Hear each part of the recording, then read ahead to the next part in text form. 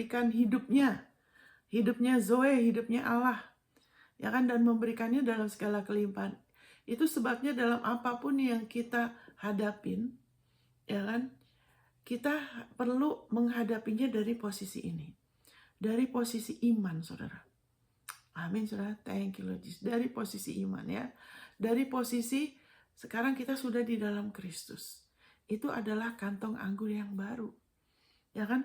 Kalau kita tidak meneguhkan diri kita dari posisi ini, kantong anggur yang baru, ya kan, tanpa kita sengaja kita akan berusaha untuk menghadapi hal-hal tuh dengan kekuatan kita sendiri, dan itu kita tidak bermaksud begitu, tapi akan jadi begitu.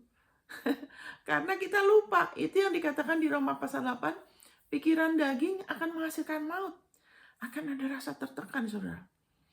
Kita sudah dalam Kristus. Karakteristik pemimpin yang baik, ya, kita tahu Yesus tuh pemimpin yang terbaik, itu kita tahu Yesus. Cuman kita harus tahu juga bahwa kita siapa dan dia siapa. Dia adalah pokok, kita tuh carangnya. Amin. Dia adalah kepala, kita tubuhnya. Amin. Thank you Lord Jesus. Dan kita sudah masuk ke dalam kerajaan, kita sudah diboyong, firman Tuhan bilang Kolose 1 ayat 13, kita sudah diboyong dalam kerajaan putranya yang dikasihinya. Dan jadi dalam apapun yang kita perlu lakukan, baiklah firman-Nya jadi patokan, ya. Ini sekali lagi saya katakan, ini bukan pengajaran motivasi, ya kan, seperti orang dunia, ya, harus begini dan gitu. Puji Tuhan, kita sudah dipasai. Jadi ada hal-hal yang Yesus lakukan untuk menunjukkan pada kita, ini contohnya, ini teladan, ini contohnya. Tapi juga ada hal lain yang lebih lagi yang dia lakukan untuk kita. Amin. Banyak Yesus lakukan itu untuk kita, bukan untuk kita teladanin, karena kita tidak bisa loh. Kita tidak bisa, saudara. Kita mau ikut-ikut dia tanpa kita makan dari dia, tanpa kita minum, ya kan, darahnya, yaitu pengampunannya, kita tidak bisa loh. Dia juga mengatakan aku adalah roti hidup. Kita harus makan dari dia untuk kita jadi punya karakteristik pemimpin yang baik, ya kan.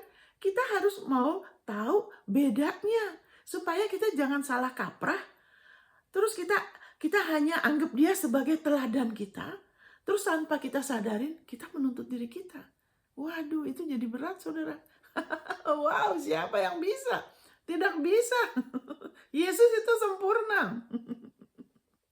Saudara, kita disebut orang Kristen, Christian, ya.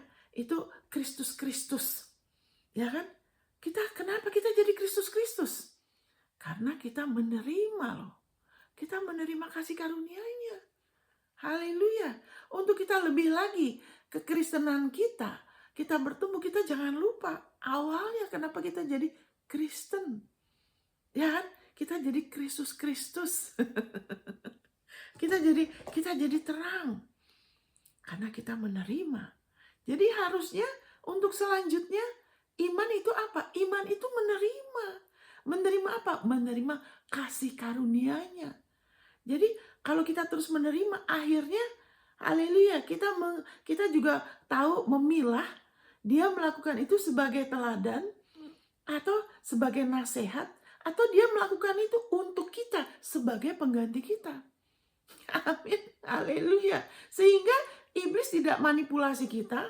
Kita merasa makin lama ikut Tuhan sebagai seorang pemimpin. Kita harus banyak berkorban sampai ada suaminya, ya kan, tiba-tiba mendadak meninggal. Inilah harga yang saya harus bayar karena ikut Tuhan. Ya, kenapa begitu? Karena nggak ngerti, saudara. Amin. Karena maaf ya kalau saya suka tertawa. Saya tidak menertawakan, tapi ada sukacita. Ya kan, saya nggak mau saudara tegang dalam mendengarkan saya. Kita perlu rileks. Karena Tuhan Yesus sudah selesaikan semuanya buat kita. Kita sekarang sebagai mempelai dia. Amin, dia kepala kita. Haleluya. Di dalam hadirat Tuhan ada kepenuhan sukacita loh. Haleluya. Dan di tangan kanannya, Yesus adalah tangan kanan kita. Kita sudah duduk sama dia. Di tangan kanannya ada nikmat senantiasa. Ya, berhubungan sama Yesus adalah sesuatu yang kita bisa nikmatin. Ada sesuatu yang kita nikmatin, bukan sesuatu beban. Ya kan, kalau dengar ini, waduh, habis dengar ini, aduh, saya harus lebih lagi. Waduh, makin lama jadi makin bongkok, saudara. Tapi Yesus bilang jiwamu akan ada kelegaan. Kalau pakai kuknya dia, jiwa kita ada kelegaan.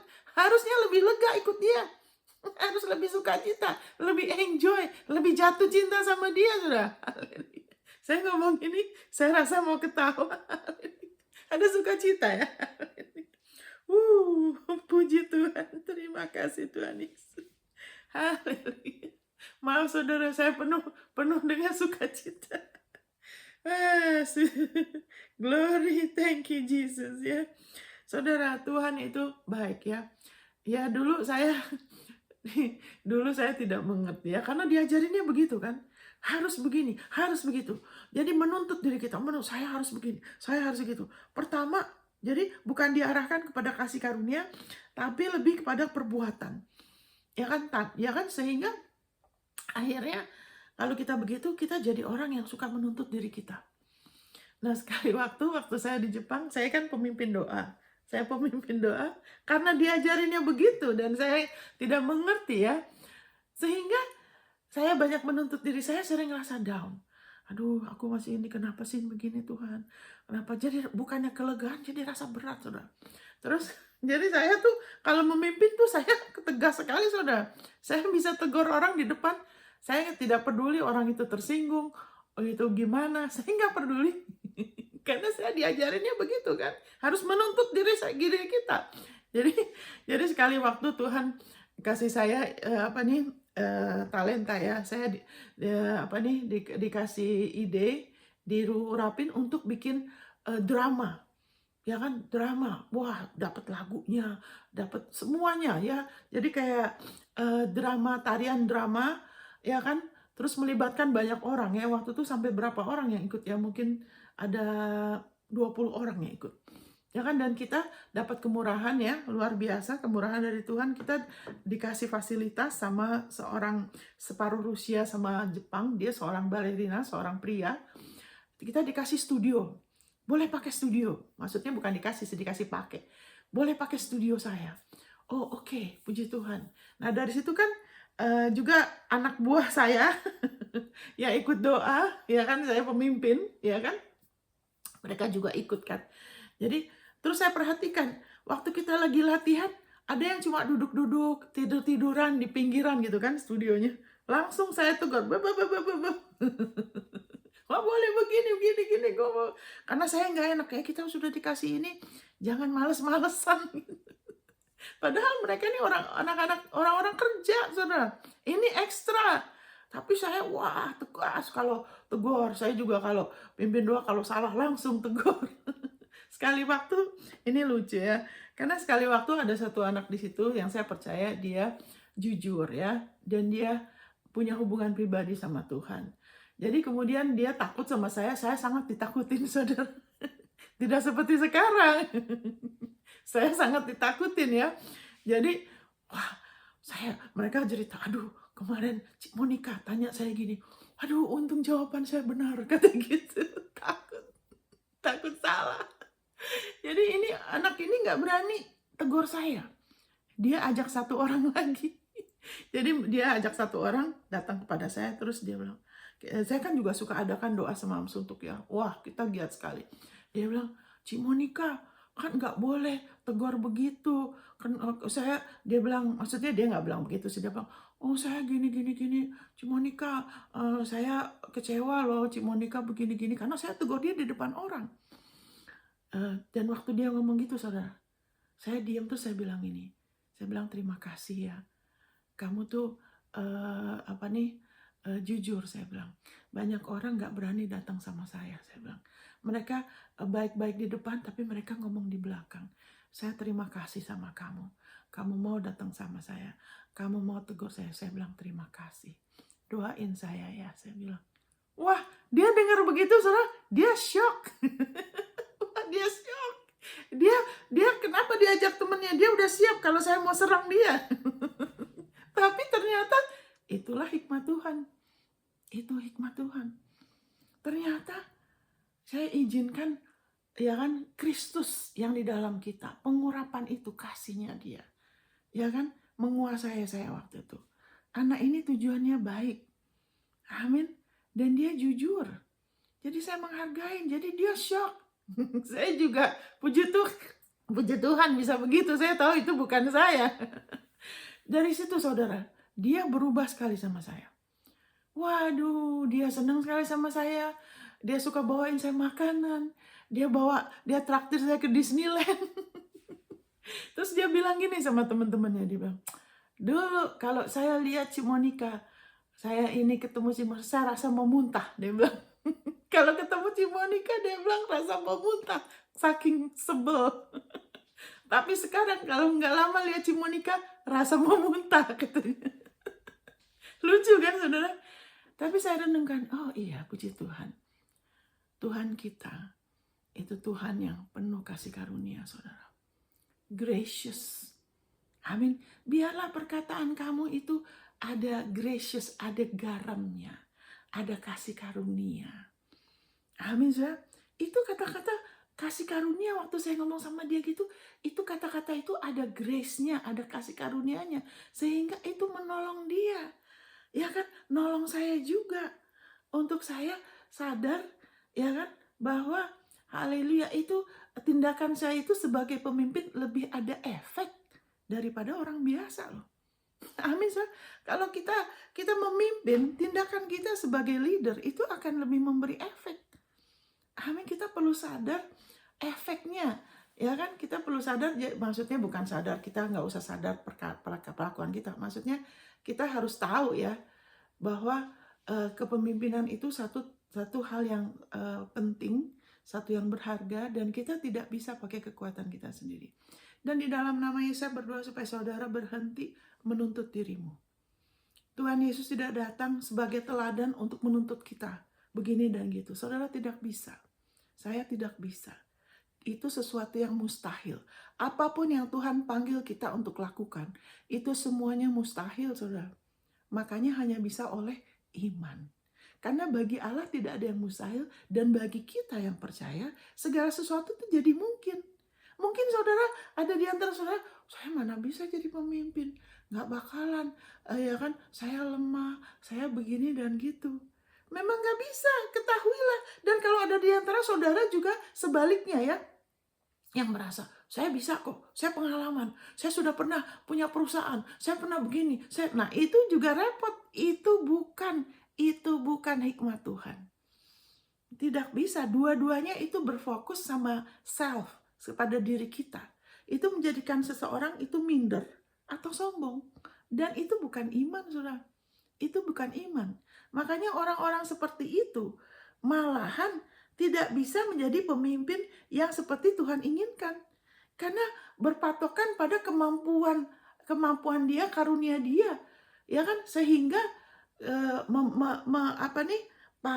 lebih ngontrol ya, akan lebih ngontrol, saudara. Dia akan pakai pengalaman dia, bukannya kasih karunia, tapi pengalaman dia sebagai patokan. Nanti pemimpin yang pakai kekuatan sendiri itu akan ngontrol, bukan mengarahkan, dan akan menuntut. Yang akan menuntut seperti itu, seperti saya dulu. Haleluya. Nah, saudara, puji Tuhan ya. Segala yang Tuhan suruh panggil kita lakukan, itu semua mustahil. Itu hanya bisa dengan iman. Dan kalau ada orang yang merasa mampu dari dirinya, karena pendidikannya, karena kemampuan naturalnya, karena rupanya, karena siapa mereka secara natural, itu bukan buah. Itu bukan buah, saudara. Dan itu bukanlah Yesus tidak begitu ya. Makanya kita harus ingat kirakus, saudara. Awalnya kita, kirakus sepakalah kita jadi anak Tuhan awalnya. Itu karena dikasih kehidupannya Allah, Zoe. Itu sebabnya kita jadi anak Tuhan. Jadi jangan lupa dalam selanjutnya, apakah kita pemimpin, seorang ibu, seorang istri, seorang suami, pemimpin grup apa, ya kan, apapun juga panggilan kita, ya kan, ingat kita kita dipanggil untuk beriman dan untuk kita berkuasa dan memerintah bersama Yesus, ya kan. Kita harus mau terima kelimpahan kasih karunia dan terima anugerah kebenarannya berlimpah. Itu Roma 5 ayat 17. Kita hanya bisa memerintah dan berkuasa, ya kan. Seorang pemimpin seperti Yesus, ya kan, memerintah dan berkuasa. Kita akan jadi seperti itu dengan kita menerima loh, bukan dengan menuntut diri kita, saudara. Di dalam daging kita, Paulus bilang, Rasul Paulus, di dalam daging kita segala sesuatu sumber daya kita, ya kan. Dari diri kita sendiri itu tidak ada yang baik loh. There is nothing good, tidak ada yang baik di dalam diri daging kita. Kita tidak hidup hanya sekedar oleh niat baik, saudara. Kita hidup oleh iman, kita ditentukan oleh hidup oleh iman. Berarti kita harus rela banyak dengar, banyak terima, banyak terbuka, mau berubah. Kita perlu sadar bahwa cara pikir kita masih banyak yang salah loh. Kita harus sadar itu, makanya kita jangan terlalu ngotot. Kadang-kadang kita jangan suka ngotot. Karena cara pikir kita masih harus dibukakan. Kalau kita sadar gitu aja, kita akan lebih merdeka. Tapi kalau kita terus berkata, enggak, menurut saya harus begini, anggapan saya gitu. Waduh, saudara, nanti harus mengalami dulu yang gak enak. Baru sadar, oh ternyata bukan begitu. Daripada kita begitu mengalami dulu yang tidak enak, baru kita sadar itu keliru. Lebih baik dari awal kita sadar aja dulu. Saya masih harus berubah. Saya nggak selalu benar. Tuhan, kalau di hadapan Tuhan. Bukan berarti kita tidak ada percaya, tidak ada keberanian ya. Tidak, tapi di hadapan Tuhan itu selalu ada kerelaan untuk berubah. Itu yang dikatakan, percayalah kepada Tuhan dengan segenap hati, jangan bersandar sama pengertianmu sendiri. Kalau sudah urusan sama Tuhan, itu kita harus sadar pengertian kita masih harus berubah. Masih bisa lebih meningkat loh, saudara. Bisa lebih lagi, kita ngelihat lebih lagi. Dan semakin lebih lagi, bukan semakin berat, semakin ada kelegaan, semakin ada sukacita. Saya nggak lagi seperti dulu. Orang-orang yang ketemu saya bertahun kemudian, mereka bilang, Cik Monica berubah. Mereka bisa ngomong gitu. Dia bilang, sekarang lebih banyak senyum, lebih banyak tertawa. Amin. Sekarang mereka udah lihat beda. Karena dulu mereka takut sama saya. Kalau saya mau main ke rumah mereka, waduh, Cik Monica mau datang. Ya, itu kalender yang gambar perempuan seksi, diturunin. Takut kan? Tapi puji Tuhan ya. Puji Tuhan, kita bisa bertumbuh, saudara. Jadi nomor 1, karakteristik pemimpin yang baik itu semua buah loh. Kita harus sadar itu buah. Buah tuh ada karena buah timbul karena adanya kehidupan, bukan jerih payah. Makanya dikatakan bahasa Inggrisnya the works of the flesh, pekerjaan daging. Makanya kalau kita karakteristik saya yang harus, malahan jadi daging. Malahan ada kemarahan, ya kan, ada iri hati, ya kan, makanya persaingan. Sudah dibilang jangan. Tetap aja banyak persaingan di gereja. Saling menjatuhkan, saling menghakimi, menuduh. Kenapa? Karena itu pekerjaan daging. Tapi buah roh. Karakteristik pemimpin yang baik. Buah. Dengan kita makan. Amin, kita langsung aja ya. Thank you Lord Jesus. Kita langsung aja kemari, saudara ya. Thank you Lord Jesus. Kita langsung kemari. Ini Yesus bilang begini ya. Thank you Lord. Matius 15 ayat 13-14. Jawab Yesus, setiap tanaman yang tidak ditanam oleh Bapakku yang di sorga akan dicabut dengan akar-akarnya. Biarkanlah mereka itu. Ini bicara mengenai orang Farisi dan ya kan, pemimpin-pemimpin agama. Mereka orang buta yang menuntun orang buta. Jika orang buta menuntun orang buta, pasti keduanya jatuh ke dalam lubang. Nah, pemimpin bicara mengenai kita sedang menuntun yang lain, ya kan? Tapi Yesus bilang, kalau pemimpinnya buta, ya kan, yang buta dua-duanya masuk ke dalam lubang. Nah, puji Tuhan. Kita nggak mau jadi seperti mereka, ya kan? Terlalu apa nih? Itu ahli Taurat tuh, saudara. Mereka tuh ahli Taurat. Mereka tahu apa yang tertulis, tapi tidak tahu apa yang tersirat. Makanya kalau kita baca firman, kita nikmatin lah. Kita firman itu kalau udah rasa tertuduh, tunggu dulu. Kenapa saya baca kok kayak dituntut? Berarti pengertiannya tidak benar, saudara. Karena firman Yesus bilang, kalau kamu terus dalam firman, kamu akan tahu kebenaran. Dan itu akan memerdekakan. Bukan kita dituntut. Karena firman itu kan itu apa nih, roti hidup. Firmanku roh dan hidup. Harusnya kita lebih dihidupkan. Ya kan? Firman itu membangun, menasihati, memperingati, meningkatkan, memerdekakan. Haleluya, harusnya begitu. Bukan membuat kita rasa tertekan, rasa kayak dituntut, rasa kayak tidak pasti, serba tidak pasti. Berarti ada satu dasar pengertian kita yang tidak benar. Itu kantong anggur yang lama. Jadi biar kita sudah jadi anak Tuhan, kalau pola pikir seperti di perjanjian lama, itu jadi patokan kita. Bahwa kita begini dan begitu. Kalau tidak, Allah akan buang kita. Allah akan masukkan kita, lempar lagi ke dalam neraka. Dia tidak akan kenali kita. Waduh, jadi kalau baca itu takut, saudara. Jangan sampai aku salah. Jadi membaca itu bukan untuk dinikmatin, bukan untuk dimakan, tapi untuk melakukan. Saya harus melakukan. Istri tunduk sama suami. Ya kan? Nah, kalau begitu aja sebelum ayat itu kan di Efesus itu di pasal berapa itu? Pasal 6 loh. Tapi pasal satunya bilang apa? Ya kan dari pasal 1 ayat 3. Dulu pernah Tuhan taruh di hati saya, dia bilang baca Efesus. Dalam pikiran saya, nah inilah ya, pikiran kita yang masih harus berubah tuh kadang-kadang sombong ya, saudara. Karena apalagi kalau kita rasa diri kita pintar, ya kan, di sekolah atau apa, kita pikir kita udah tahu. Jadi dalam pikiran saya nggak ngomong sama Tuhan, tapi pikiran saya ini yang belum diperbarui ngomong ini, karena jiwa kita belum diperbarui loh. Pikiran, emosi, kehendak kita masih harus diperbarui. Tapi bukan berdasarkan itu kita diterima ditolak Allah. Tapi berdasarkan itu, kalau kita mau perbarui jiwa kita, kita akan mengalami surga di bumi. Kita akan berbuah. Mahkota kita nggak hilang. Tapi ya kan, tapi kalau kita tidak pakai waktu, kita akan tetap diterima dia karena kita sudah lahir dari dia. Tapi kita kehilangan kesempatan. Amin, saudara, kita kehilangan kesempatan loh untuk mengalami yang terbaik. Jadi seperti Lot yang ya kan contoh, dia orang benar, dia tidak kurang hubungan sama Tuhan. Walaupun dia sudah orang benar, Tuhan sudah terima dia tidak mengerti, dia lebih fokus kepada berkat jasmani, akhirnya dia kehilangan semuanya. Alkitab bilang jiwanya tersiksa loh. Jiwanya Lot tersiksa karena dia memilih hidup, dia yang pilih ke situ, bukan Tuhan yang pimpin. Kira kosya pakalati kiranda kosya tikira. Ola pakasyitira. Ya kan, saya berbahasa roh ya. Sehingga Alkitab jiwanya tersiksa, tapi kenapa dia nggak mau pindah? Karena mungkin urusan apa? Bisnis. Wah, saya di situ juga dapat kehormatan, dihormatin orang. Tapi puji Tuhan, saudara, kita bisa jadi kita keturunan Abraham, kita bukan keturunan Lot. Amin.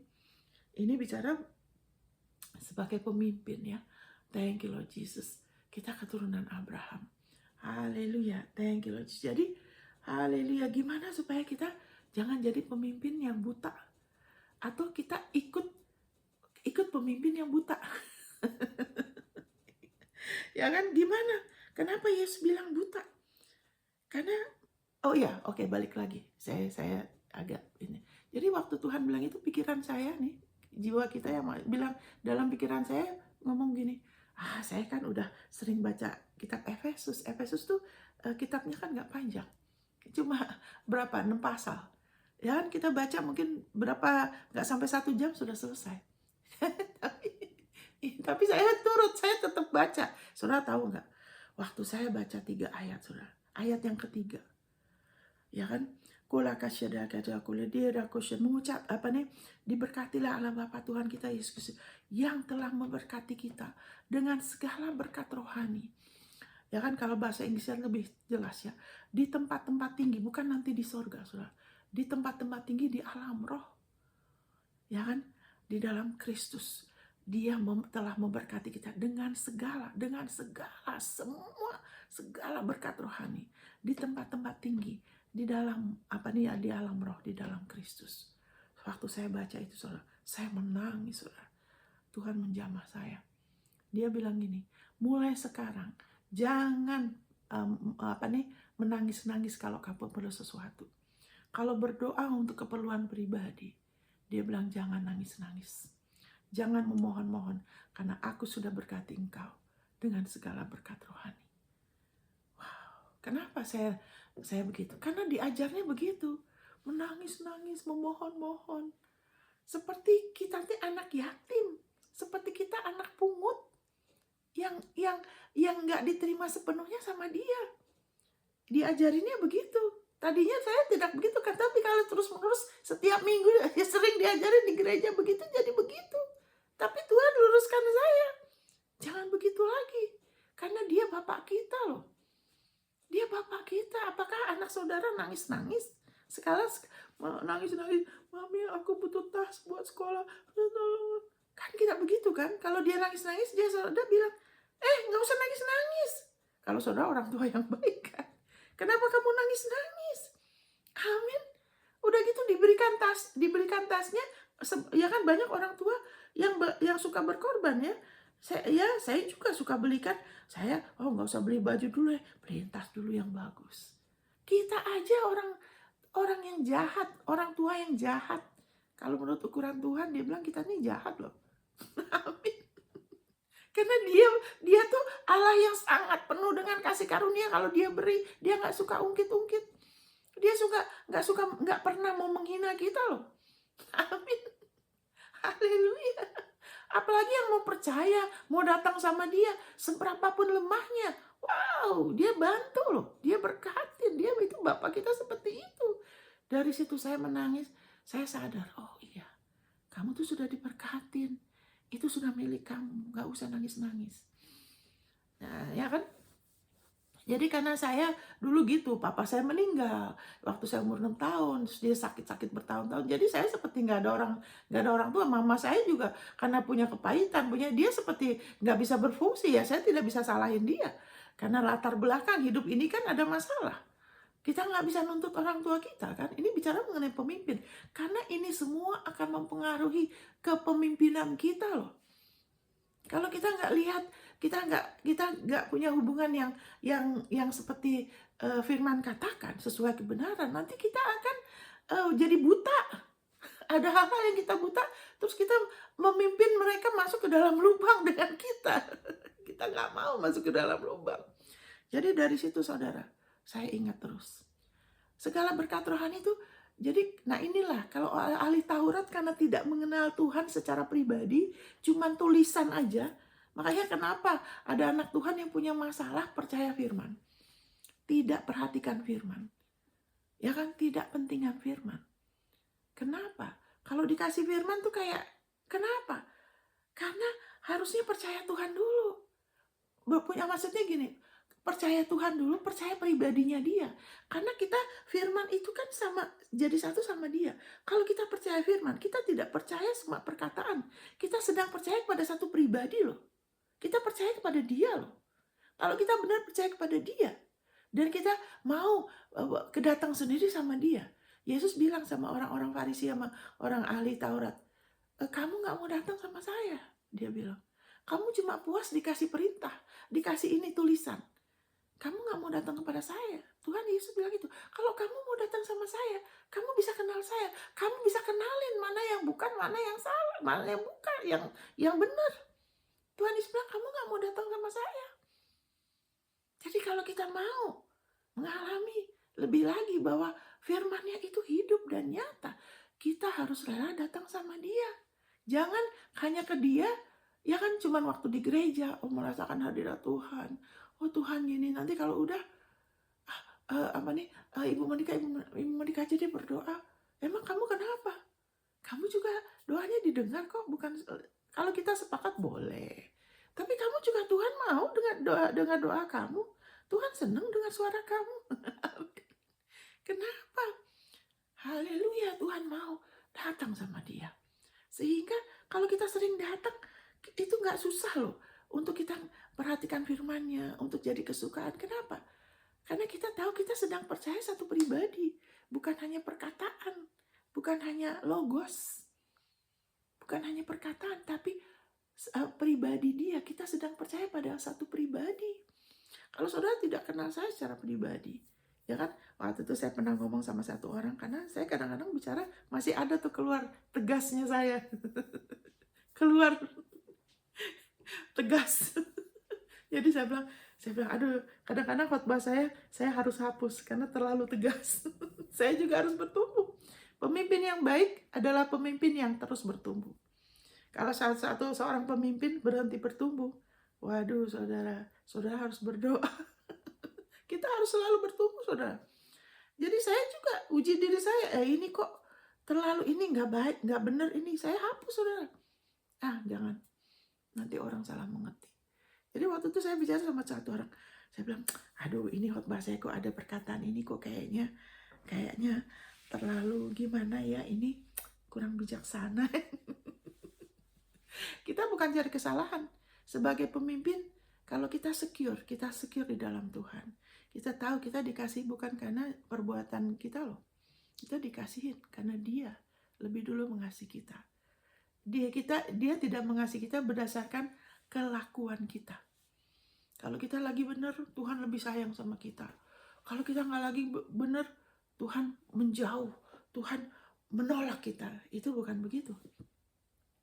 Tuhan itu tidak bisa dikontrol. Tapi kenapa kita merasa gitu? Karena kitanya yang berubah. Kitanya yang berubah-ubah, bukan dia. Dia sih tetap. Nah, tapi kalau kan Alkitab bilang, selagi kita masih durhaka, selagi kita masih lemah, Kristus sudah mati buat kita. Ya, darahnya sudah dicurahkan selagi kita masih lemah, selagi kita masih durhaka. Apalagi sekarang. Nah, tapi kalau kita terus sama Dia, nanti kita pasti dengan sendirinya kita akan ada buah. Kita pasti mau berbuat lebih lagi yang baik, yang benar, tanpa dikasih tahu dari luar. Dari dalam diri kita ada kerinduan. Itulah buah. Dan itu akan tetap, itu akan makin. Amin. Jadi haleluya, thank you Lord Jesus. Jadi waktu itu saya tanya orang itu, dan orang ini bilang gini, ya Ibu Monica, kita kan kenal Ibu Monica, dia bilang, tapi tidak semua orang kenal. Jadi kalau orang itu tidak kenal, bisa salah mengerti. Jadi kalau ada khotbah saya, saudara merasa salah mengerti, saudara bisa tanya ke saya. Saudara bisa tanya, Ibu Monica ini kok kayaknya ini saya merasa dituduh. Tanya ke saya. Amin, saudara. Tapi saudara bergaul sama Dia, saudara bergaul sama Dia. Ya kan, kenapa saya bisa dengar Tuhan waktu Tuhan bilang, kamu baca ini Efesus. Karena suka ke Dia, datang sama Dia, apa-apa ke Dia. Amin. Jadi salah satu karakter pemimpin yang baik itu, ya kan, kita jangan buta. Kenapa? Kita karena kita mau lebih kenal Dia secara pribadi.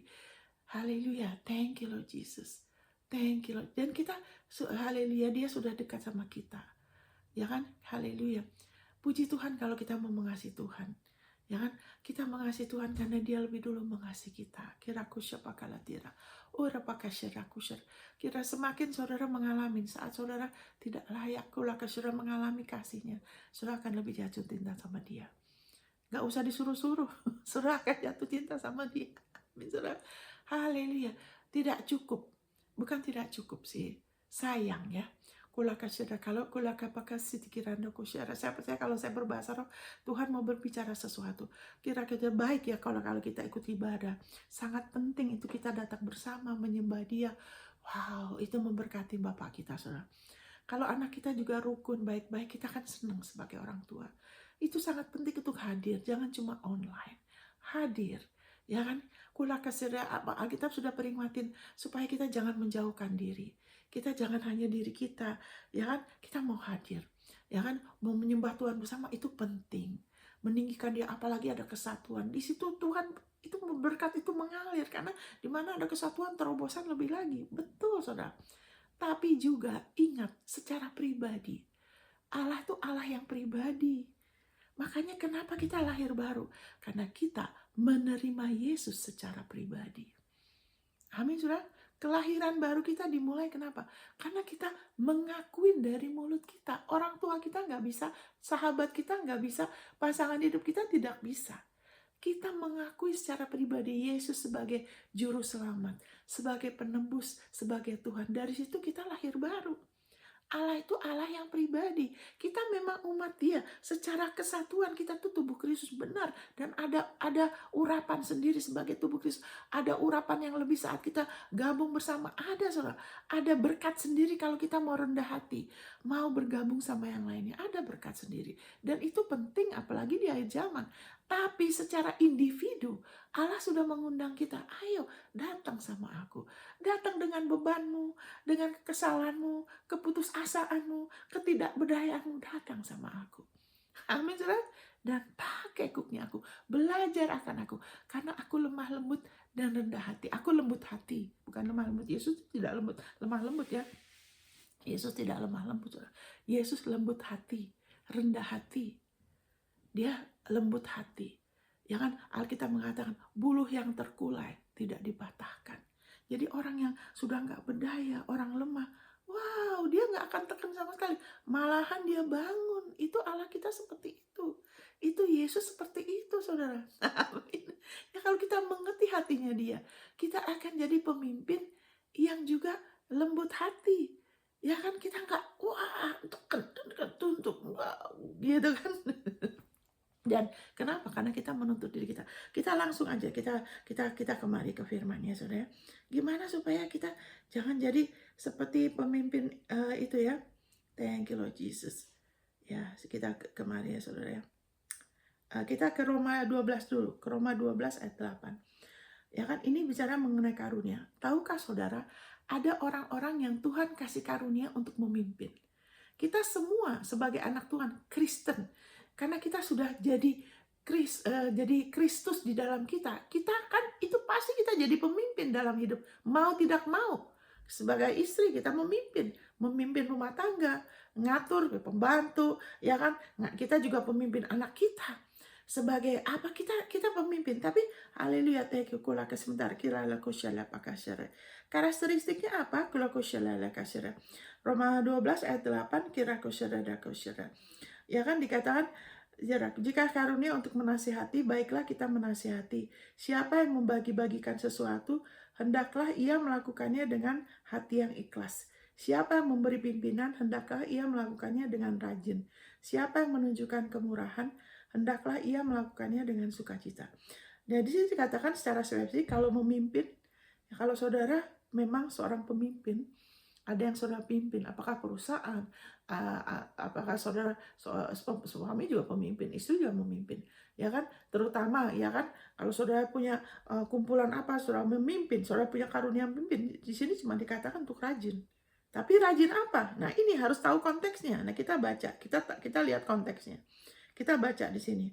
Kiraku saudara, jadi juga jangan cuma asal rajin, saudara. Karena apa nih Paulus bilang, jangan cuma asal memukul, dia bilang. Kita harus izinkan, kita harus percaya terus sebagai anak Tuhan. Ya kan, dalam kita memimpin kita perlu, ya kan, ngakuin terus, kita ingat terus Yesus Kristus adalah hikmat saya. Itu 1 Korintus 1:30. Kita akuin aja, kalau perlu kita tulis, ya kan, kita tulis, tempel di tempat sikat gigi, di dapur, di kamar, tulis. Yesus Kristus telah jadikan hikmat Allah bagi kita. Yesus Kristus adalah anugerah kebenaran saya. Yesus Kristus adalah kekudusan saya. Yesus Kristus adalah penebusan saya. Kita ngakuin aja. Dia hikmat kita. Dia hikmat kita. Amin, saudara. Thank you Lord Jesus. Thank you Lord Jesus. Jadi waktu itu, saudara, saya kasih contoh lah. Saya kasih contoh ya. Contoh itu nolong. Bagaimana mempraktekkan. Waktu itu sebelum saya ke Amerika, saya punya anak 2. Anak saya tuh punya masalah. Ini contohnya dalam kita memimpin ya. Nggak cukup cuma menuntut. Dengar. Nah, waktu itu anak saya punya masalah. Anak saya tuh yang tua marah sekali sama adiknya karena pindah ke apartemen Kirakushara, dan itu nggak ngomong-ngomong, tiba-tiba langsung. Sedangkan mereka dulu dekat sekali. Jadi dia merasa dihianati, dia sangat terpukul, dia sangat marah. Saya tidak mau kenal lagi. Waduh, itu kan. Nah, saya dengar itu, saya itu tentu terusik ya sebagai seorang ibu. Tapi saya tahu perjanjian bahwa dalam apapun yang kita hadapin, Tuhan Yesus, pemimpin kita yang baik, dia sudah ada di depan kita. Tuhan Yesus adalah Alfa dan Omega. Apapun yang kita hadapin. Makanya dia bilang, datang ke aku ya. Kasih beban, semua beban ke aku. Karena dia sudah mengatasin buat kita. Dia sudah mengatasin, dia sudah ada solusinya. Dia ada terobosannya, peningkatan, semua dia udah ada. Dia sudah beli dengan tubuh dan darahnya. Dia nggak mau saudara tanggung sendiri, itu buang waktu. Itu bikin lelah yang tidak ada gunanya. Karena dia sudah tanggung, dia sudah bayar. Sekarang iblis akan mau bikin kita bayar, makanya dia bilang datang kita. Jadi waktu saya dengar itu, saya ngakuin firman, enggak. Saya kebenaran dalam Kristus Yesus hikmat saya. Kemudian saya ngakuin, enggak. Keturunan orang benar diluputkan. Diluputkan dari apa? Dari perselisihan, ya kan? Dari kebencian. Saya berdiri atas firman. Karena itu Yesus sudah atasin. Bagian kita sebagai cara, ya kan, beriman kepada penebusannya. Jadi saya ngakuin, keturunan orang benar diluputkan. Dari apapun diluputkan. Dari maut, dari kebencian. Karena kan bahaya kalau orang itu terus-menerus kepahitan, itu mencemarkan. Amin, buka pintu sama iblis ya. Jadi saya berdiri atas itu, dan waktu saya ke Amerika, saya nggak langsung kita harus gini kan ini. Nah itu kebanyakan kadang-kadang orang begitu. Orang tua kita jangan terlalu cepat menegur, jangan terlalu cepat mau mengatasin. Kita nggak bisa loh tanpa dia. Bergantung sama dia, ke dia dulu, serahkan beban dulu. Sehingga kalau kita serahkan beban, emosi kita, beban tuh di emosi, di pikiran. Kalau kita serahkan dulu, kita tidak tercemar oleh emosi kita yang negatif. Kalau kita tidak serahkan dulu kekhawatiran kita, beban kita, nanti kita akan menghadapi dengan kecemaran. Sudah cemar dulu, jadi ada sesuatu kekhawatiran, ketakutan, sehingga itu malah bisa jadi lebih rumit kadang-kadang, saudara. Kita harus izinkan dia melayani kita dulu loh. Kita harus datang ke dia dulu aja. Supaya kita bisa menghadapi dari posisi sudah selesai, dari posisi damai, dari posisi kemenangan. Bukan ini ada masalah, saya harus begini-gini supaya saya harus selesaikan. Bukan begitu. Kita hadapin dari posisi kemenangan. Kita sudah berada dalam Kristus. Makanya kita dikatakan kita lebih dari pemenang. Kenapa lebih dari pemenang? Karena yang menang itu bukan kita. Yang mengalahkan iblis itu bukan kita. Yang mengalahkan daging, ya kan, daging manusia ya, ke pembawaan yang tidak baik di dalam daging kita. Ya kan, latar belakang manusia lama kita. Yang mengalahkan itu bukan kita. Kita lebih dari pemenang. Kita hanya terima aja kemenangannya. Makanya kita dijadikan carang. Allah tuh hikmatnya dahsyat sekali. Kita dijadikan carang, kita dijadikan tubuh. Jadi yang kepala kan yang memberi keputusan, mikir-mikir, yang mengatasin itu kan pikiran kita, kepala kita kan, bukan tubuh kita. Tubuh tuh hanya terima instruksi. Kayak gini, saya pegang HP, saya begini, itu yang kasih instruksi itu kepala loh, saudara. Amin. Yesus yang kasih instruksi kepada tubuh Kristus. Kita jangan izinkan pikiran kita jadi kepala. Kita beriman sama Yesus, penebusannya karena dia yang mikir buat kita. Dia yang sudah atasin, dia yang sudah berpeluh darah buat kita. Dia yang sudah pakai mahkota duri untuk kita. Apakah itu untuk pelayanan, untuk bisnis, untuk keluarga, untuk keuangan, untuk kesehatan. Dia yang sudah berpeluh buat kita. Makanya dia berpeluh sampai menetes seperti darah. Karena kenapa? Dia tuh lagi mengatasin masalah kita loh, saudara. Amin, saudara. Dia sedang mengatasin supaya saudara dan saya sekarang kita bisa hidup dalam damai. Kita hidup oleh iman supaya kuknya dia mudah dan bebannya ringan. Karena dia sudah, Yesus yang sudah mengatasin buat kita. Jadi masalah anak ini saya tahu. Oh, Yesus sudah atasin. Saya nggak perlu stres. Saya nggak perlu terus ngomong sama orang ini. Nggak, saya nggak ngomong. Bukan saya. Kenapa mesti ngomong lagi kalau kita sudah percaya? Ada orang yang kritik saya. Ya, Monica nggak pernah jujur. Dia punya masalah nggak? Ngapain saya ngomong sama mereka? Karena kalau saya terbuka, saya punya masalah perkawinan, semua orang tahu. Saudara, itu bukan hikmat Tuhan. Kita kenapa harusnya kan kasih ke Tuhan Yesus? Kenapa tanggung sendiri? Orang banyak tahu nggak nolong. Orang perlu tahu solusinya. Orang perlu tahu Yesus bikin apa. Bukan bukan masalah kita, bukan saya menyangkali ada masalah. Amin. Tapi saya percaya sama dia. Ada hal-hal yang bisa langsung terjadi, ada yang tidak. Tapi tetap percaya dan pasti jadi kalau firmannya, ada dasar firmannya. Amin. Jadi waktu itu, haleluya. Jadi kemudian saya nggak langsung bertindak ini itu.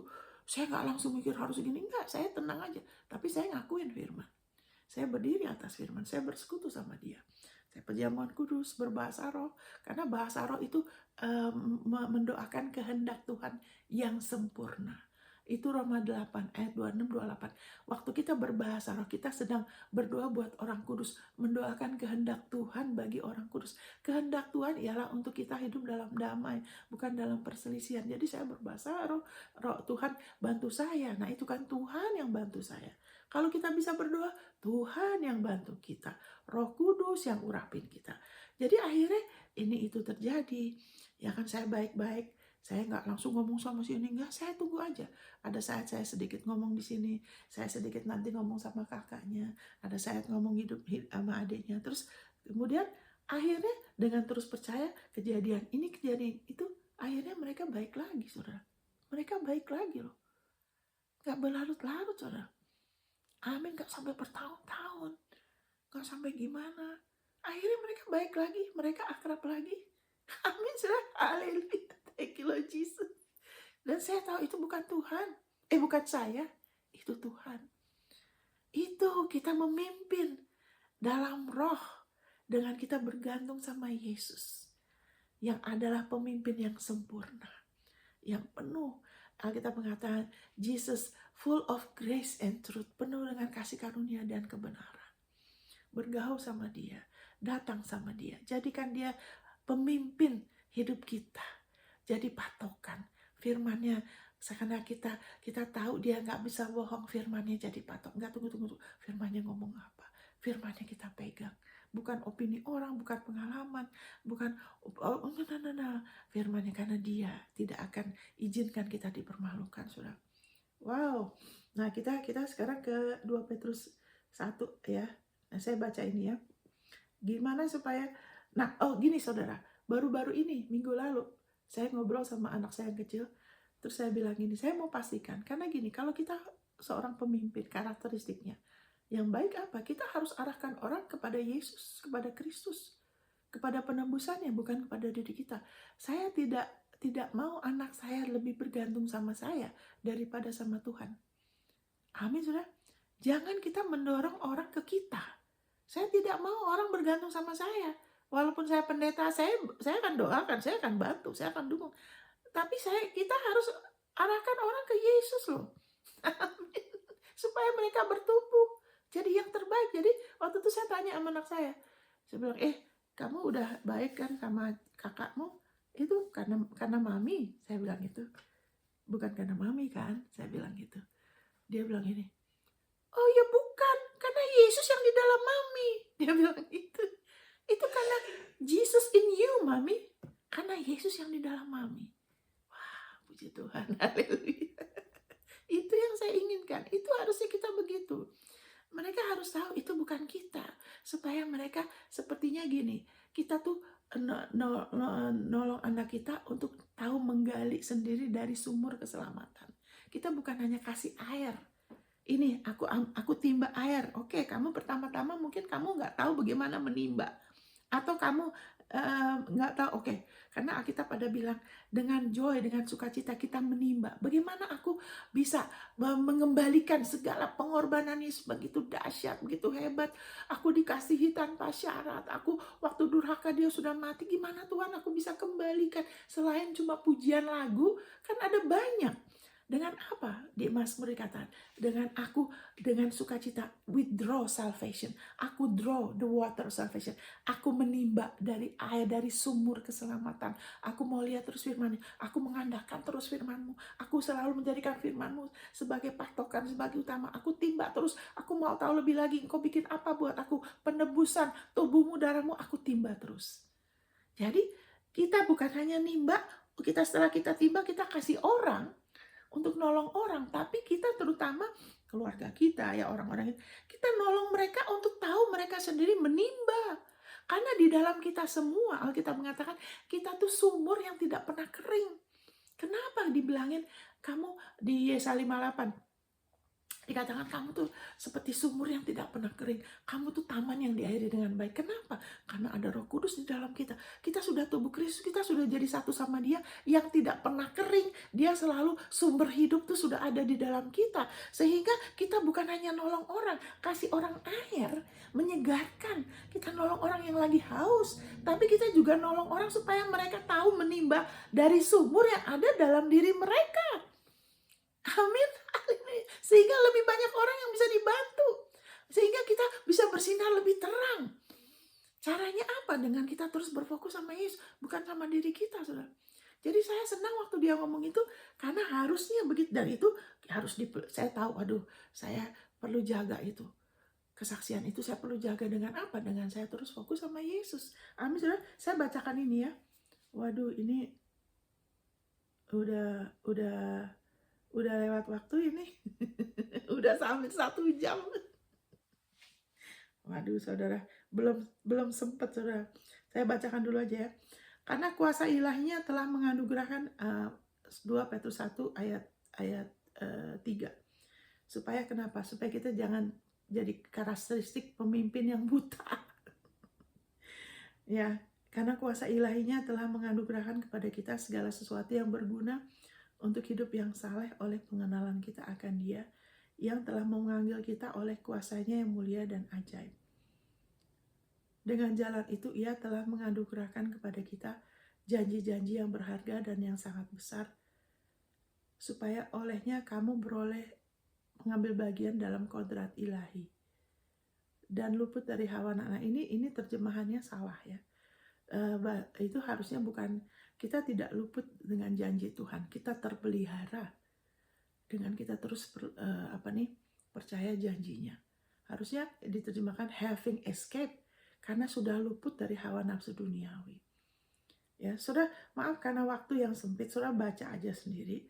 Yang saya mau tekankan di sini, saudara ya, karena ini terlalu panjang, nanti kalau saya nggak kasih penjelasan yang cukup, saudara bingung. Saya mau langsung aja ke ayat, saudara baca sendiri nanti kalau saudara serius ya. Di ayat 9, saya langsung ke ayat 9, ya kan? Tetapi barang siapa tidak memiliki semuanya itu, ia menjadi buta dan picik, karena ia lupa bahwa dosa-dosanya yang dahulu telah dihapuskan. Bagaimana supaya kita jangan masuk dalam kategori karakteristik pemimpin yang buta, yang harus disadarkan. Nggak enak kan? Kasihan yang kitanya juga jadi susah, yang dipimpin juga susah. Kenapa? Karena ia lupa bahwa dosa-dosa yang dahulu sudah dihapuskan. Kenapa? Karena ayat 9, barang siapa tidak memiliki semua itu, yaitu apa? Tidak punya apa? Ya kan? Tidak punya kasih kepada ini di atas ini, tidak punya tidak menambahkan iman dengan kebajikan, tidak punya pengetahuan, ya kan, terus tidak kurang punya penguasaan diri, terus kurang tekun, ya kan, kesalehannya kurang, ya kan, terus kasihnya juga kurang, ya kan, suka menghakimin, suka ngomongin yang jelek, suka gosip, suka membanding-bandingkan, ya kan, kasih akan saudara-saudara, kasih akan semua orang, nggak peduli orang mau masuk neraka, bodoh amat. Kenapa begitu? Ya kan, kalau ada padamu berlimpah-limpah, kamu jadi giat dan berhasil dalam pengenalanmu akan Yesus. Kenapa tidak berhasil? Kenapa bingung terus? Kenapa sudah lama ikut Tuhan kok bingung terus? Kenapa? Kenapa tidak punya itu semua? Kok kurang?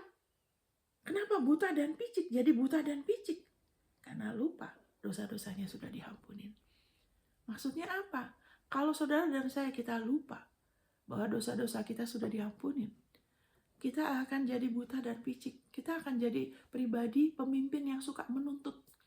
Nomor 1 yang kita tuntut tuh diri kita. Wah, kalau udah salah tuh, aduh malu sekali. Aduh, saya harusnya nggak salah. Aduh, terus inget lagi, terus nangis lagi, terus nuntut lagi. Ya kan, itu gak boleh salah, kenapa Tuhan aku masih gini. Karena lupa dosa-dosanya sudah diampunin kok. Kenapa begitu? Jangan lupa. Karena kalau kita begitu, kita keras sama diri kita akan keras sama orang lain. Kalau kita suka menuntut diri kita, saya harus seperti Yesus. Dia bukan pokok. Seolah-olah cara kita berbuah tanpa pokok. Gak bisa. Seolah-olah dia cuma teladan, tapi dia bukan roti. Ya kan, kita kurang makan dari penebusannya. Kita kurang minum dari dia. Kita lupa. Kita akan menuntut diri kita. Dan ketahuannya waktu saudara lagi keliru. Coba perhatikan reaksi saudara, respon saudara atas saudara sendiri. Gimana? Saya juga perhatikan. Nah, Tuhan yang ingatkan saya. Ya kan, waktu itu saya pernah salah sama anak saya. Saya, aduh salah. Terus saya rasa, aduh udah tahu kok bisa salah gini sih. Harusnya kan enggak. Nah itu kan. Waduh, saya rasa down. Tapi terus saya percaya Roh Kudus, penghibur. Ya kan, dia ingatkan saya akan kebenaran saya di dalam Kristus, bahwa saya dibenarkan karena anugerah. Saya tidak dihukum. Kenapa saya hukum diri saya lagi? Dia saja tidak hukum saya. Dia yang sempurna sudah menaruh hukuman saya, hukuman saudara atas Yesus. Kenapa kita hukum diri kita lagi? Kenapa saya hukum diri saya? Saya diingatkan Roh Kudus, karena Roh Kudus adalah penghibur, penolong. Dia adalah roh kebenaran. Kebenaran menyatakan selagi kita masih lemah, Kristus sudah mati untuk kita. Selagi kita masih durhaka, Kristus sudah disalibkan. Darahnya kita sudah diperdamaikan. Apalagi sekarang kita pasti itu Roma pasal 5. Kita pasti diselamatkan dari murka Allah. Allah tidak murka lagi sama saya. Karena murkanya dia, ya memang saya waktu itu ada keliru. Tapi itu sudah dihakimi dalam Yesus. Yesus sudah bayar harganya. Dia sudah menderita. Ya kan? Dan iblis sedang mau pukulin saya lagi. Jadi Roh Kudus kuatkan saya. Jadi, oh iya ya, saya mulai. Terima kasih Bapak. Engkau tidak hukum saya. Terima kasih. Saya dibenarkan karena darahmu. Karena bukan darah Bapak, darah Yesus. Karena saya sudah dibenarkan. Saya mulai ngakuin firman-Nya. Terima kasih. Saya akan tenang. Engkau aja tidak hukum saya menolak untuk menghukum diri saya. Saudara tahu nggak? Saya damai. Sudah gitu anak saya marah karena saya salah kan. Ada sesuatu, bukan salah gimana sih. Tapi karena saya tenang, saya jadi minta maaf sama dia. Terus dia jadi tenang lagi, kita jadi oke. Itu prosesnya itu kurang dari setengah jam. Saudara. Tapi kalau kita terus-menerus tuntut diri kita, tuntut lagi. Wah, nangis lagi. Itu bukan rendah hati, saudara. Itu kita sedang lupa bahwa dosa-dosa kita diampuni. Kita nanti jadi pemimpin yang buta. Tanpa kita sadar, kita mengarahkan orang kepada perbuatan benar kita loh, bukan kepada Yesus. Kita nanti jangan sampai kita jadi seperti orang Farisi, mementingkan yang dari luar. Yang penting ibadah, kegiatan yang dari luar, tapi kita tidak pentingkan yang di dalam. Karena kerajaan Allah itu bukan apa yang di luar, tapi apa yang dari luar ke dalam. Kerajaan Allah bukan soal makanan minum, bukan apa yang di luar Tuhan Yesus, tapi ya di dalam. Jadi bukan dari luar ke dalam, dari dalam kita. Kita harus izinkan, ya kan? Karena Yesus bilang kalau orang itu hatinya baik, dia akan keluar yang baik dari mulut dia. Karena dari perbenaran hatinya. Tuhan Yesus bilang hanya Allah saja yang baik. Berarti firman-Nya adalah baik, firman kasih karunia, firman penebusan Yesus. Tuhan Yesus tuh baik. Kalau kita terus isi dengan penebusan Dia, yang baik ini akan lebih keluar. Kita juga belajar dari bagaimana kita memperlakukan diri kita kalau kita salah loh. Terus kalau kita benar juga, kita jangan terus bermegah.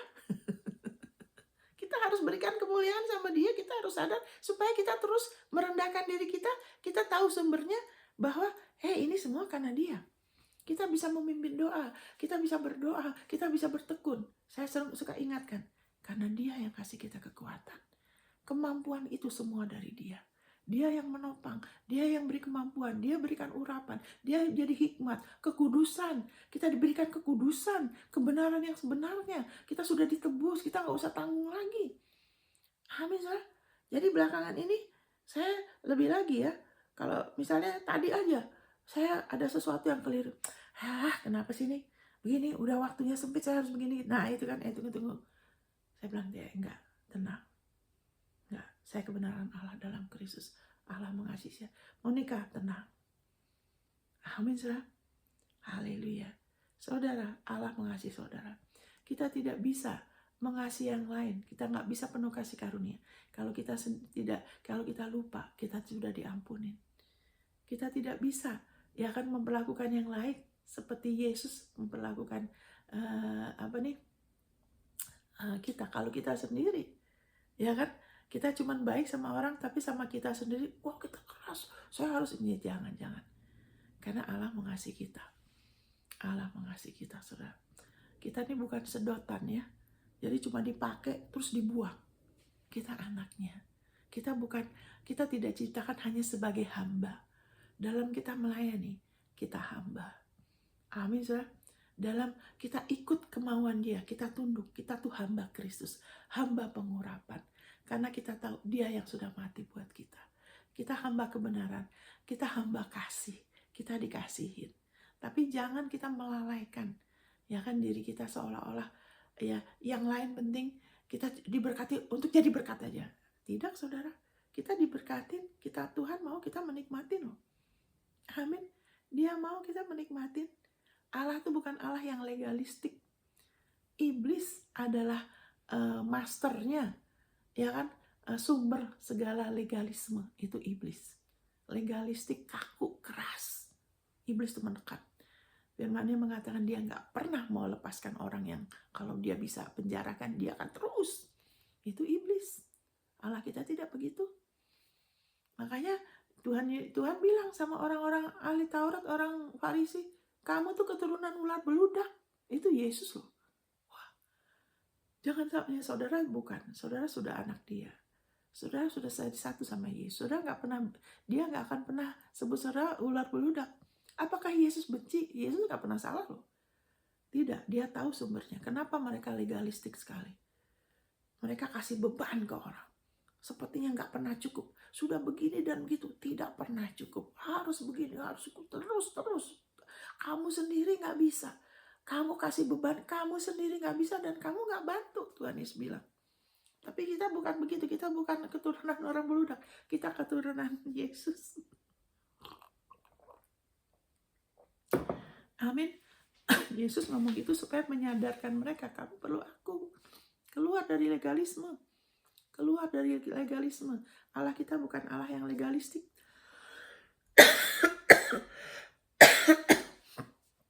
Amin, saudara, saya berdoa ya. Sebentar. Lupa amin. Teratur itu baik. Allah kita ada keteraturan, ya, ada konsistensi. Tapi bukan berarti legalistik ya. Bentar saudara ya.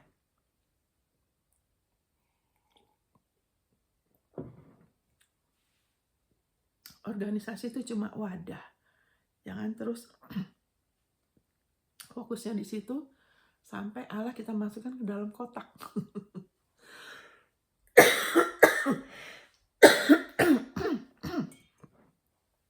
Ini gelas bagus. Tapi apa yang di dalam gelas ini lebih penting dari gelasnya. Amin, saudara.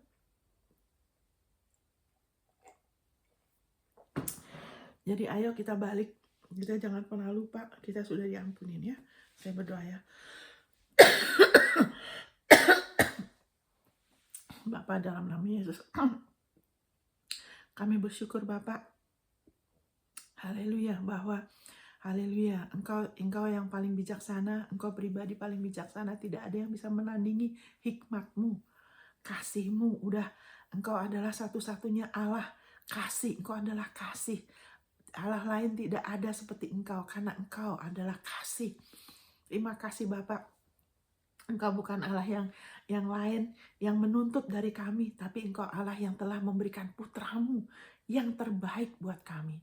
Haleluya, Engkau telah memberikan hidup-Mu, walaupun kami dulunya tidak layak, kami durhaka, kami lemah, tapi Engkau telah memberikan putra-Mu. Putra-Mu sudah mati untuk kami. Selagi kami masih demikian, apalagi sekarang. Terima kasih Abah, buka mata hati kami, celikan lagi, terangi kami. Firman mengatakan, apalagi sekarang kami pasti diselamatkan dari murka-Mu, dari penghakiman, dari penghukuman. Karena putra-Mu telah menderita begitu hebat bagi segala penghukuman kami, bagi keteledoran kami, bagi segala kekeliruan kami. Semuanya sudah dibayar harganya dengan darah putra-Mu yang begitu mahal, yang begitu sempurna. Terima kasih Bapak. Engkau tidak pernah menuntut kami, tapi Engkau memberi. Dan Engkau terus memberi. Haleluya, berkelimpahan. Haleluya, terima kasih Abah. Hidupkan kami kembali. Dan biarlah Roh Kudus kami undang untuk Kau terus jamah kami semua. Dan Kau terus ingatkan kami terus, Roh Kudus. Bantu terus ingatkan kami bagaimana kami sudah diampunin. Bagaimana kami, Allah, tidak lagi menuntut kami. Yesus telah datang untuk memberikan hidupnya, untuk membangun kami, untuk menolong kami menjadi pemimpin, ibu, istri, suami, pemimpin apapun yang baik seperti seperti Yesus. Terima kasih. Seperti Engkau Allah, Engkau Bapa yang baik, Engkau Bapa yang bijaksana. Haleluya. Dan buka mata hati kami untuk kami lebih lagi tahu apa yang utama, yaitu kerajaan-Mu. Haleluya. Kami jati diri kami sebagai ciptaan baru. Untuk kami beroperasi sebagai pemimpin dari posisi kami sebagai ciptaan baru. Sebagai anak-Mu, sebagai orang-orang yang sudah diampunin. Orang-orang yang dikasihin. Kami memimpin sebagai bapak, istri, ibu. Pemimpin apakah gembala atau apapun, supaya kami melakukannya dari posisi kami yang benar, yang sudah dibenarkan, yang dikasihin, yang sudah diampunin, sehingga kami melakukannya dengan sukacita. Haleluya, haleluya. Kami tahu bersikap tegas saat kami perlu bersikap tegas. Kami tahu bagaimana bersabar. Kami tahu saat kami perlu diam, saat kami haleluya melakukan yang perlu dilakukan. Kami boleh dipimpin oleh Roh-Mu, bukan oleh daging, bukan oleh kekuatan kami, tapi oleh haleluya, oleh Roh-Mu, haleluya, oleh urapan-Mu. Haleluya, thank you Jesus. Haleluya, terima kasih Bapak. Haleluya, thank you Lord Jesus. Thank untuk kami boleh memperlakukan satu sama lain, mengingatkan bagaimana kami ini ciptaan baru. Kami bukan lagi orang bebal, kami bukan lagi manusia lama, kami itu sudah berlalu. Tapi kami adalah anak-anak-Mu yang dikasihin. Bahwa kesalahan kami tidak usah diungkit-ungkit, kami nggak usah ingat-ingat. Kami bukan lagi anak yatim, tapi kami sudah diberikan Roh yang bisa menjadikan kami berseru, ya Abah, ya Bapa. Thank you Lord Jesus. Terima kasih Bapak. Terima kasih Bapak. Thank you Lord Jesus. Terima kasih, kami percaya Roh-Mu membukakan mata hati kami lebih lagi. Mulai sekarang kami boleh melihat lebih jelas. Kami nggak lagi buta dan picik, tapi kami bisa melihat lebih jelas. Haleluya, bisa melihat lebih jauh. Haleluya. Dan kami, haleluya, tidak akan masuk ke dalam lubang. Kami akan tahu tujuan-Mu dalam hidup kami. Kami akan tahu kehendak-Mu. Apakah untuk bisnis kami, pelayanan, rumah tangga, semuanya kami akan tahu. Dan kami akan terus dipimpin oleh Roh-Mu, oleh anugerah kebenaran-Mu. Terima kasih Bapak. Dalam nama Yesus. Amin. Amin. Saudara, waktu Yesus mengatakan kamu keturunan ular beludak, Dia mengatakan itu karena Dia mengasihi mereka, saudara. Apapun yang Tuhan lakukan, Dia tidak pernah melakukannya untuk menyakiti manusia. Yesus mati loh buat mereka, saudara. Yesus juga mati untuk orang-orang Farisi, ahli Taurat. Kenapa Dia marah ya? Marah itu tidak selalu dosa ya. Alkitab bilang janganlah berbuat dosa waktu marah. Marah itu ada saat kita perlu marah. Alkitab bilang takut akan Tuhan tuh marah ya. Kita harus marah terhadap yang jahat. Kita harus benci. Marah terhadap yang jahat. Ya kan? Kenapa dia gitu? Karena orang-orang yang mau membenarkan dirinya, itu orang-orang yang tidak bisa menerima dari Tuhan. Kalau kita seorang pemimpin, kita tidak mau ditegur, selalu membenarkan diri kita nggak bisa terima dari dia. Kita selalu ukur diri kita dari perbuatan kita, jeripayah kita. Nanti kita jadi buta, saudara. Jangan, karena kita harus sadar segala sesuatu sebagai pemimpin kita hanya bisa dengan iman. Amin. Bukan makanya kalau kita tahu kita dikasihin, kita ada secure. Kita nggak akan selalu, saya kan pemimpin, harusnya begini dong. Saya ini gini, saya gini. Kenapa harus selalu diungkit-ungkit? sebagai pemimpin. Kenapa? Kalau kita secure, kadang kita nggak usah ngomong, kita memimpin loh. Tanpa kita ngomong, kita siapa? Kita akan memimpin. Gembala gitu, orang yang punya karunia menggembala, yang benar-benar secure, yang dia nggak usah ngomong, saya ini gembala, saya ini. Dia itu dia akan menggembalakan. Orang yang tidak secure selalu ngomong, ya kan? Misalnya suami, saya ini suami, kamu harus tunduk. Itu suami yang tidak secure, doakan. Kalau kita secure, kita nggak usah ngomong, kita lakukan aja.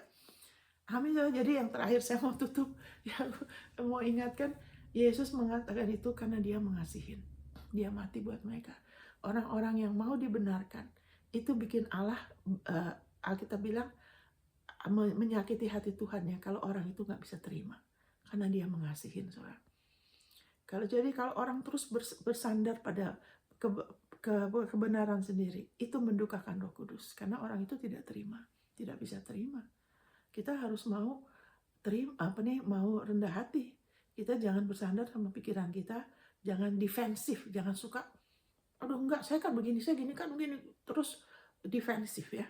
Jangan di hadapan Tuhan kita perlu terbuka, dan kita harus rela. Orang yang bijak tuh orang yang mau dinasihatin. Amin. Pemimpin yang baik itu pemimpin yang mau dengar nasihat yang benar ya. Bukan cuma kritikan, tuduhan, enggak. Nasihat yang baik, yang benar, terima, saudara. Malahan saudara minta. Alkitab bilang kalau orang yang bijak itu akan mengasihi orang yang negor. Amin. Akan mengasihi orang yang negor. Itu hikmatnya Tuhan. Amin, saudara. Amin. Nggak usah takut ditegur. Berarti saudara lebih bijaksana. Amin. Selama itu bukan diarahkan kepada diri kita, tapi kepada Kristus. Tunggu, kamu kan ciptaan baru. Nggak usah begitu. Itu benar. Amin, saudara. Oke, Tuhan berkatin. Sampai ketemu di episode berikutnya. God bless.